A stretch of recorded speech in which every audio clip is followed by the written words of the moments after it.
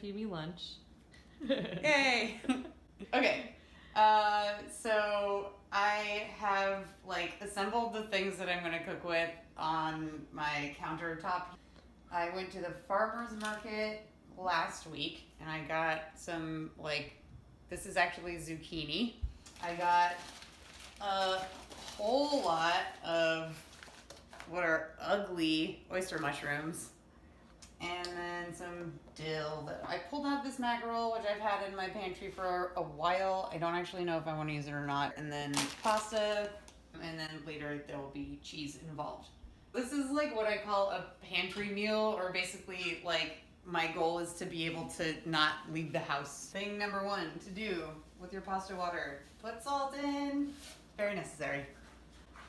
So I remember when I was younger, I was told some myth about like you salt the water because of the boiling point or something, or like so that the water is a different temperature or something. The reason that you do the salt the water is so that the salt will actually get into the pasta and you'll have like more delicious pasta.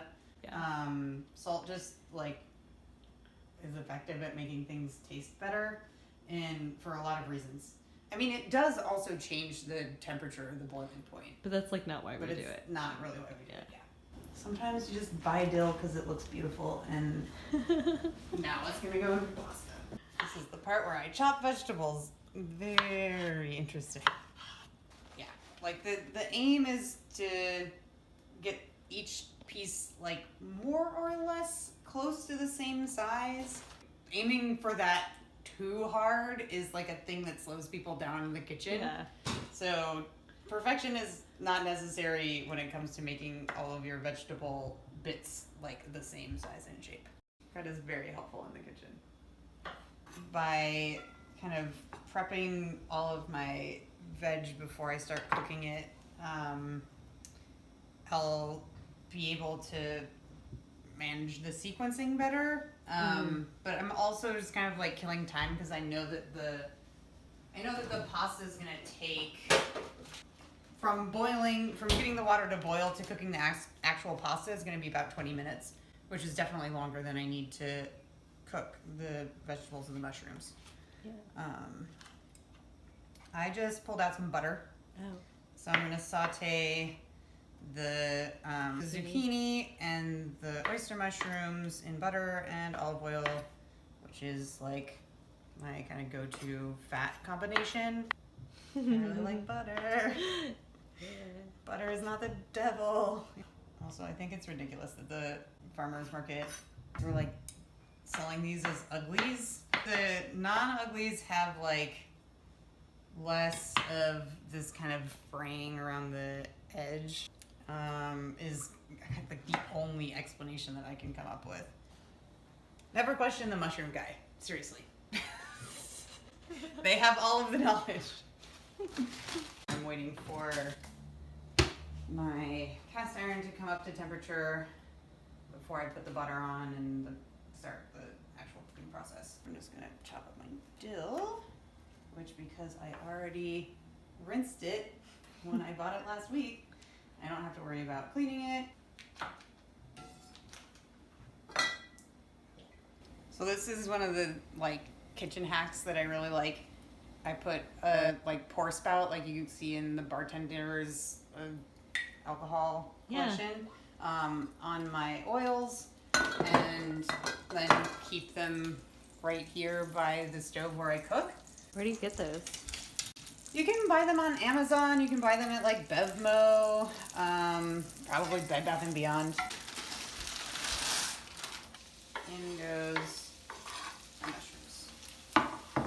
But the reason that I'm doing these separately is that mushrooms and zucchini are both very, they have a lot of water content.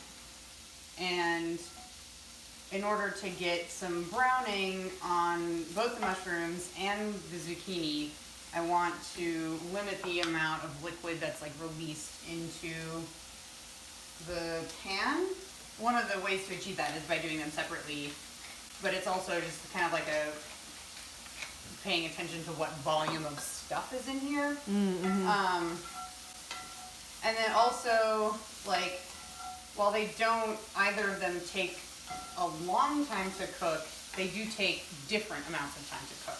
Also, when I put pasta in water, I usually leave the lid off after that, because so usually it'll like foam up after you put the pasta in. Yeah.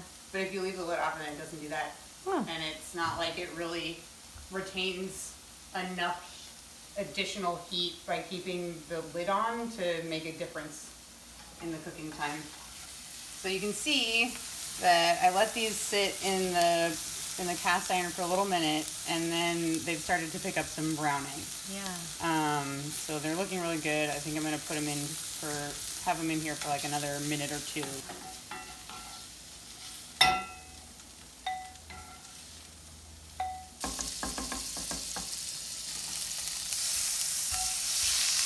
So one of the reasons that I'm doing the zucchini after the mushrooms is that the mushrooms leave like little brown bits on the pan.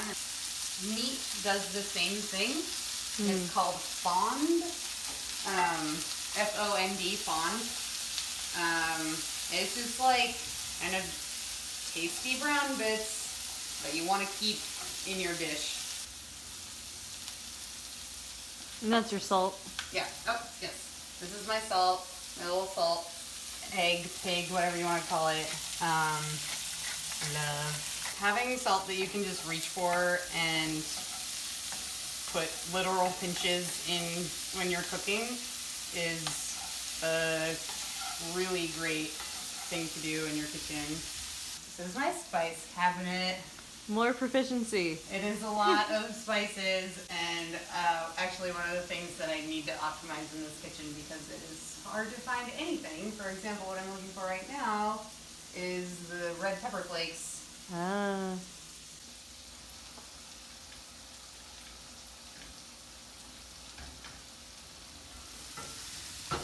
Use the chili pepper? Oh.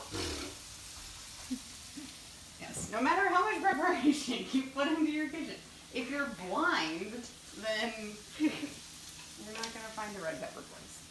I feel ridiculous, and that's okay.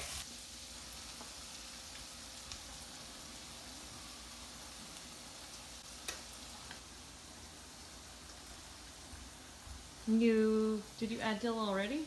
No, so I'm gonna wait to add the dill until it's off the heat. Dill is like a super delicate herb, and I think it tastes better when it's more or less fresh. It'll look like a garnish, but it adds flavor.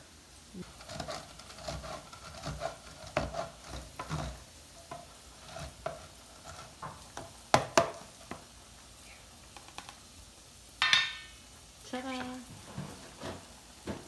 So you can see there's browning on parts of the zucchini, and I like it to keep some of the kind of crunch. I'm gonna take it out, and then once the pasta's ready, it'll get all recombined in this pan. All right, here comes the experimental, or the most experimental, I should say, part of this dish. A variation on the theme of something that I make all the time. Greta, it's true. There is fish happening. Do you feed her fish? I feed her from a can, and so anytime she hears can noise, she's like, "Oh my god, food."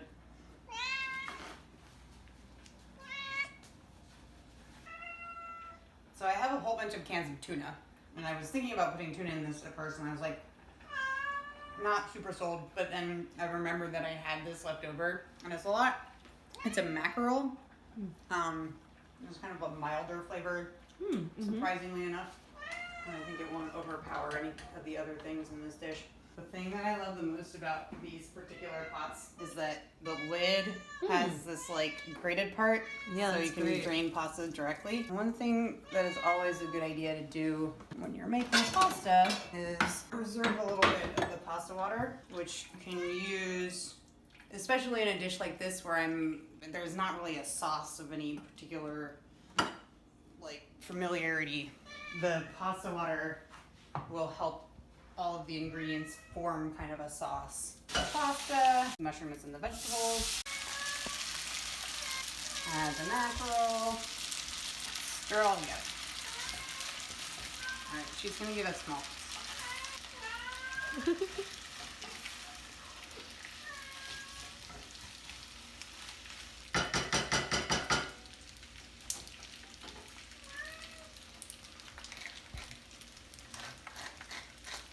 Didn't feel like I needed it this time, but I'm gonna splash in just a little bit.